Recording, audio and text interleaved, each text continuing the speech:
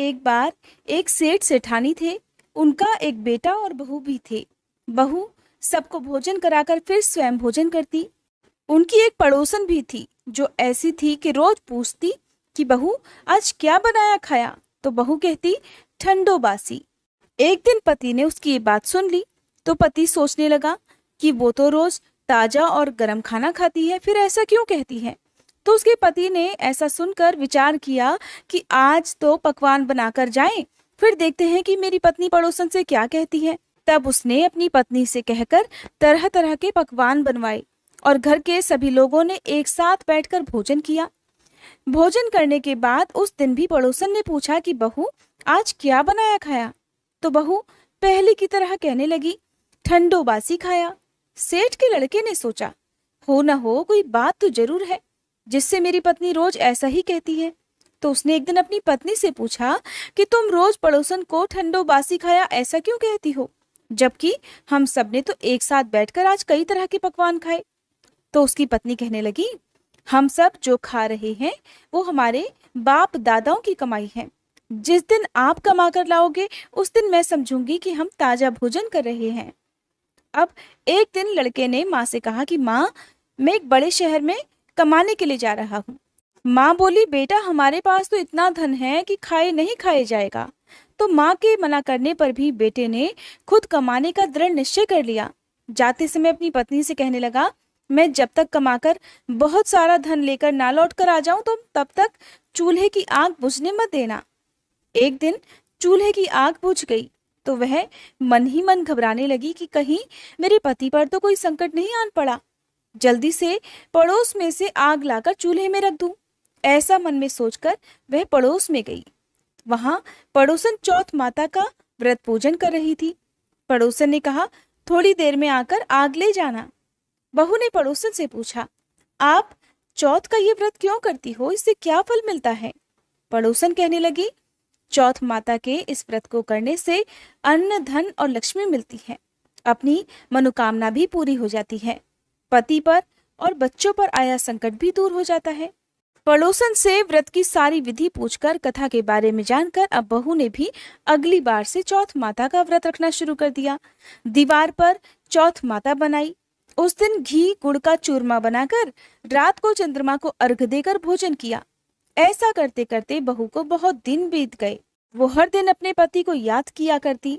एक दिन चौथ माता ने बहू के पति को सपने में आकर कहा कि साहूकार का बेटा तू जागे कि सोवे, तेरी पत्नी घर में तुझे बहुत याद कर रही है, घर जाकर उसकी चिंता दूर कर। तू दुकान खोलकर कंकु केशर का पगलिया बनाकर बैठ जाना, आज तेरा हिसाब किताब चुकता हो जाएगा। अब तो चौथ माता ने जैसा कहा वैसा ही हुआ। उसने जल्दी जल्दी घर जाने की तैयारी शुरू कर दी और गाड़ी भरकर धन दौलत लेकर साथ चल दिया। रास्ते में एक बड़ा सा काला नाग फन फैलाए हुए बैठ गया और कहने लगा आज तो मैं तुझे डसूंगा, छोड़ूंगा नहीं, आज तेरी उम्र पूरी हो गई है। तब साहूकार के लड़के ने सांप से कहा आज चौथ माता ने मुझे सपना दिया है, इसीलिए मैं अपनी पत्नी से मिलने घर जा रहा हूँ। वहां मेरी पत्नी मेरा इंतजार करते हुए बहुत चिंता कर रही है, मैं उससे मिलकर जरूर आऊंगा, तब तुम मुझे डस लेना। नाग ने कहा तुम शपथ देकर जाओ तो मैं तुम्हें जाने दूंगा, अगर लौटकर नहीं आए तो मैं तुम्हारे घर आकर ही तुम्हें डस लूंगा। इस प्रकार नाग को वचन देकर साहूकार का लड़का अपने घर पहुंचा। वहां सभी से हंसी खुशी मिला और भोजन करके उदास होकर बैठ गया। उसकी पत्नी ने उदास होने का कारण पूछा तो पति ने नाग वाली बात बताते हुए कहा कि अगर मैं उसके पास नहीं जाऊंगा तो वो तो घर पर ही आकर मुझे डस लेगा। उसकी पत्नी बहुत चालाक और समझदार थी। कहने लगी आप बिल्कुल भी मत चिंता करिए, मैं आपको एक उपाय बताती हूँ, आप आराम से लेट जाओ। तब पत्नी ने कमरे की 7 पैड़ी, जिन्हें सीढ़ियां कहते हैं, उन्हें धो डाला। पहली पैड़ी पर रेत, दूसरी पर इत्र, तीसरी पर गुलाल फूल, चौथी पर कंकु केशर, 5वीं पर लड्डू पेड़ा, 6ठी पर गादी गलीचा और 7वीं पैड़ी पर दूध से भरकर कटोरा रख दिया। इस प्रकार वह 7 पैड़ी सजाकर बैठ गई। आधी रात होते ही वह नाग आया और पैड़ियां चढ़ने लगा। पहली पैड़ी पर रेत मिली तो रेत में लौट गया और कहने लगा, सेठ की बहू ने आराम तो बहुत दिया, पर वचन से बंध कर आया हूँ, इसलिए डसूंगा तो जरूर। इस प्रकार सातों पैड़ियों पर वह नाग आराम करता हुआ और कहता हुआ कि डसूंगा तो जरूर कमरे में जाने ही वाला था कि चौथ माता ने विचार किया कि मैं इसे नहीं बचाऊंगी तो संसार में धर्म कर्म और मेरे व्रत पूजन को कौन मानेगा। अब तो गणेश जी, चंद्र देवता और चौथ माता ने साहूकार के बेटे को बचाने का विचार कर लिया। चंद्रमा जी ने उजाला किया, चौथ माता ढाल बन गई और गणेश जी ने तलवार लेकर उस नाग को मार दिया और ढाल से ढक दिया। उधर बहू भी थकी हारी सो गई। दिन हुआ तो लोग बेटे से मिलने आए, परंतु बहू बेटा तो उठे ही नहीं थे। बहुत देर हो गई तो माँ उन्हें उठाने के लिए गई। माँ ने सातों पैड़ियों पर जो कुछ देखा तो बहुत घबराई और बेटा बहू को आवाज लगाई। बेटा बहू उठे तो देखा कि एक ढाल तलवार वहां पर पड़ी है। अब ढाल उठाई तो वहीं ढाल के नीचे काला नाग मरा हुआ पड़ा है। बेटा बहू ने सोचा कि आज तो धर्म कर्म ही आड़े आए हैं, जो भगवान गणेश जी और चौथ माता ने आपकी रक्षा की है। हे चौथ माता, आपने जैसे सेठ के बेटे बहू की रक्षा की, वैसे ही सबकी रक्षा करना। कहते को, इस कथा को सुनते, हुंकारा भरते को सभी की रक्षा करके सभी की मनोकामनाएं पूर्ण करना। प्रेम से बोलिए चौथ माता की जय। अब सुनिए विघ्नहर्ता भगवान गणेश की कथा, क्योंकि बिना गणेश भगवान की कथा के चौथ माता का ये व्रत और कथा अधूरी रहती है। पौराणिक कथा के अनुसार एक समय की बात है, विष्णु भगवान का विवाह लक्ष्मी जी के साथ निश्चित हो गया। विवाह की तैयारियां होने लगी। सभी देवताओं को निमंत्रण भेजे गए, परंतु गणेश जी को अलग से निमंत्रण नहीं दिया। कारण चाहे जो भी रहा हो, अब भगवान विष्णु की बारात जाने का समय आ गया। सभी देवतागण अपनी अपनी पत्नियों के साथ विवाह समारोह में सम्मिलित हुए। उन सभी ने देखा कि गणेश जी कहीं दिखाई नहीं दे रहे। तब वे आपस में चर्चा करने लगे कि क्या गणेश जी को न्योता नहीं भेजा है या स्वयं गणेश जी आए ही नहीं हैं। सभी को इस बात पर आश्चर्य होने लगा। तब सबने मिलकर विचार किया कि क्यों ना विष्णु भगवान से ही इसका कारण पूछ लिया जाए।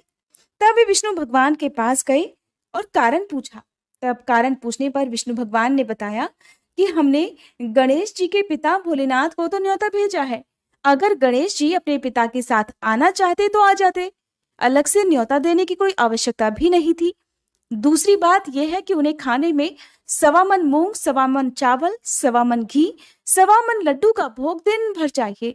यदि गणेश जी नहीं आएंगे तो कोई बात नहीं, और वैसे भी दूसरे के घर जाकर इतना ढेर सारा खाना पीना अच्छा भी तो नहीं लगता। वे सभी अभी बातें कर ही रहे थे कि किसी एक ने उन्हें सुझाव दिया कि अगर गणेश जी आ भी जाएं तो उन्हें द्वारपाल बनाकर बैठा दिया जाएगा और कह देंगे कि आप घर की देखभाल करना, क्योंकि आप तो चूहे पर बैठकर धीरे धीरे चलोगे तो बारात से बहुत पीछे रह जाओगे। सबको ये सुझाव पसंद आ गया। तब विष्णु भगवान ने भी अपनी सहमति दे दी। अब होना क्या था, विवाह के लिए बारात चलने ही वाली थी कि इतने में ही गणेश जी वहां पर आ गए और उन्हें सुझाव के अनुसार समझा बुझाकर घर की रखवाली करने के लिए बैठा दिया गया। बारात चल दी। तभी वहां पर देवर्षि नारद वीणा बजाते हुए नारायण नारायण करते हुए पधारे। उन्होंने देखा कि गणेश जी तो दरवाजे पर ही बैठे हुए हैं। तब उन्होंने मुस्कुराते हुए गणेश जी से उनके रुकने का कारण पूछते हुए कहा कि क्या बात है गणेश जी, आपको विष्णु भगवान अपनी बारात में लेकर नहीं गए? तो गणेश जी कहने लगे कि विष्णु भगवान ने तो मेरा बहुत अपमान किया है और इस प्रकार मुझे द्वार पर रखवाली करने के लिए बैठा दिया है। नारद जी मुस्कुराते हुए फिर से कहने लगे, कोई बात नहीं विघ्नहर्ता गणेश जी, आप अपनी मूषक सेना को आगे भेज दीजिए तो वह रास्ता खोद देगी, जिससे सभी बारातियों के वाहन धरती में धंस जाएंगे। तब तो सम्मान पूर्वक उन्हें आपको बुलाना ही पड़ेगा। अब गणेश जी ने नारद जी के कहे अनुसार अपनी मूषक सेना जल्दी से आगे भेज दी और देखते ही देखते उनकी मूषक सेना ने आगे की सारी जमीन पोली कर दी। कुछ देर के बाद जब बारात वहां से निकली तो रथों के पहिए धरती में धंस गए। सभी ने बहुत कोशिश कर ली किंतु पहिए नहीं निकले। सभी ने लाख प्रयास करे परंतु पहिए तो निकले नहीं, बल्कि कई जगह से टूट गए। किसी की समझ में नहीं आ रहा था कि अब क्या किया जाए। तब तो नारद जी कहने लगे, आप लोगों ने गणेश जी का अपमान करके अच्छा नहीं किया। यदि उन्हें मनाकर लाया जाए तो आपका ये विघ्न दूर हो सकता है और आपका कार्य भी सिद्ध हो सकता है। सभी को नारद जी का सुझाव पसंद आ गया। तब भगवान शंकर ने अपने दूत नंदी को भेजा और वे गणेश जी को किसी प्रकार समझा बुझाकर अपने साथ ले आए।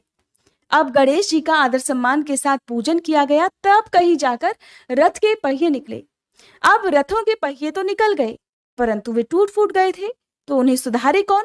तभी तो बारात आगे बढ़ती। पास के ही खेत में खाती काम कर रहा था। उसे बुलाया गया।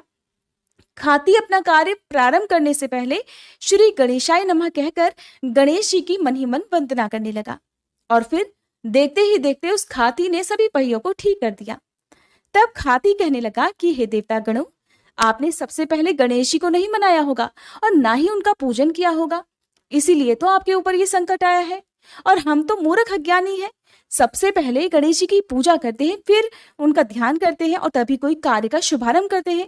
लेकिन आप लोग तो देवतागण हैं, फिर आप भला गणेश जी को कैसे भूल गए? कोई बात नहीं, अब आप लोग भगवान श्री गणेश जी की जय बोलकर जाएं तो आपके सारे काम बन जाएंगे और कोई संकट भी नहीं आएगा। सभी को अपनी अपनी गलती का पश्चाताप हुआ और तब सबने गणेश भगवान का जय जयकार कर वहां से प्रस्थान किया। इस प्रकार विष्णु भगवान का लक्ष्मी जी के साथ विवाह संपन्न कराकर सभी सकुशल अपने अपने घर को लौट आए। ये थी संकष्टी चतुर्थी के दिन सुनी जाने वाली चौथ माता और विघ्नहर्ता भगवान गणेश की कथा।